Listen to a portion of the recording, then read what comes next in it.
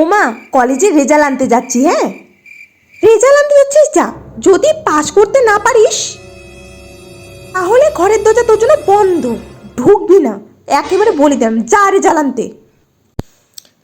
ঠিক আছে, গেলাম আমি রেজাল্ট আনতে। রেজাল্ট নেওয়ার পর মা কোথায়? কি রে? আমি বিয়ে করে নিয়েছি, তোমার আশীর্বাদ নিতে আসলাম।